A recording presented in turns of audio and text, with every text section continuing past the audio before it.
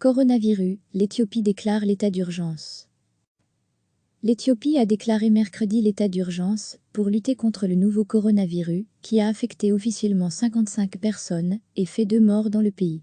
C'est la première fois que l'état d'urgence est instauré en Éthiopie depuis l'arrivée au pouvoir en avril 2018 du Premier ministre Abiy Ahmed, qui a depuis tenté de favoriser les libertés politiques dans ce pays, jusque-là très autoritaire. Parce que la pandémie de coronavirus s'aggrave, le gouvernement éthiopien a décidé de déclarer un état d'urgence, dans le cadre de l'article 93 de la Constitution, a déclaré M. Abiy dans un communiqué.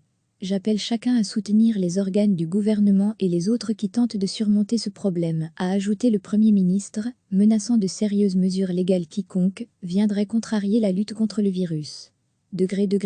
À lire aussi, coronavirus et démocratie, les élections américaines perturbées, qui des scrutins d'autres pays? Aucun détail n'a immédiatement été fourni sur les mesures exactes prises dans le cadre de cet état d'urgence et leur impact sur la vie quotidienne des gens.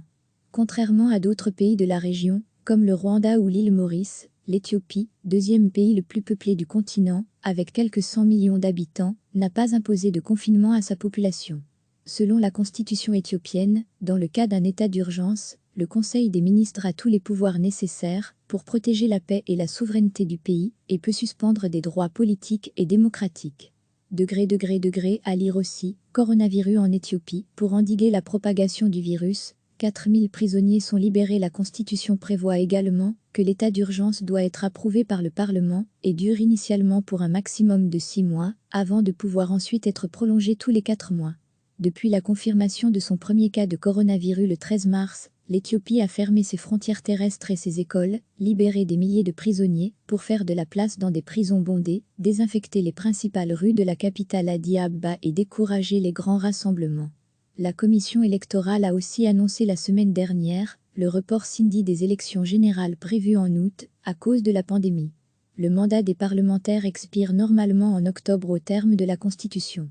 Mais l'état d'urgence pourrait leur permettre de rester en place au-delà de cette limite. Chaque semaine, recevez l'essentiel de l'actualité sur le thème de l'Afrique. Toutes les infos du continent africain bientôt dans votre boîte de réception.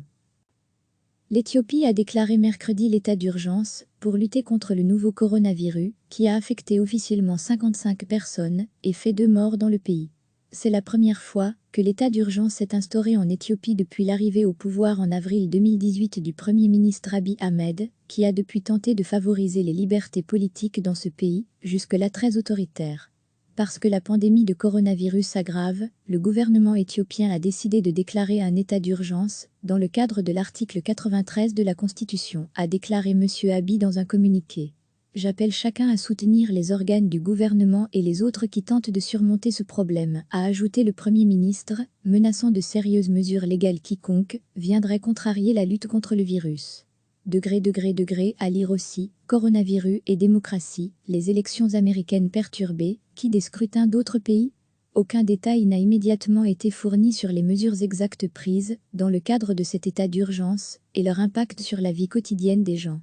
Contrairement à d'autres pays de la région, comme le Rwanda ou l'île Maurice, l'Éthiopie, deuxième pays le plus peuplé du continent, avec quelques 100 millions d'habitants, n'a pas imposé de confinement à sa population. Selon la constitution éthiopienne, dans le cas d'un état d'urgence, le Conseil des ministres a tous les pouvoirs nécessaires pour protéger la paix et la souveraineté du pays et peut suspendre des droits politiques et démocratiques. À lire aussi, coronavirus en Éthiopie, pour endiguer la propagation du virus, 4000 prisonniers sont libérés. La Constitution prévoit également que l'état d'urgence doit être approuvé par le Parlement et dure initialement pour un maximum de 6 mois, avant de pouvoir ensuite être prolongé tous les 4 mois. Depuis la confirmation de son premier cas de coronavirus le 13 mars, l'Éthiopie a fermé ses frontières terrestres et ses écoles, libéré des milliers de prisonniers pour faire de la place dans des prisons bondées, désinfecter les principales rues de la capitale Addis Abeba et décourager les grands rassemblements. La commission électorale a aussi annoncé la semaine dernière le report samedi des élections générales prévues en août à cause de la pandémie.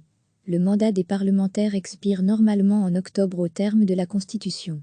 Mais l'état d'urgence pourrait leur permettre de rester en place au-delà de cette limite. Cliquez sur s'abonner pour recevoir les dernières nouvelles.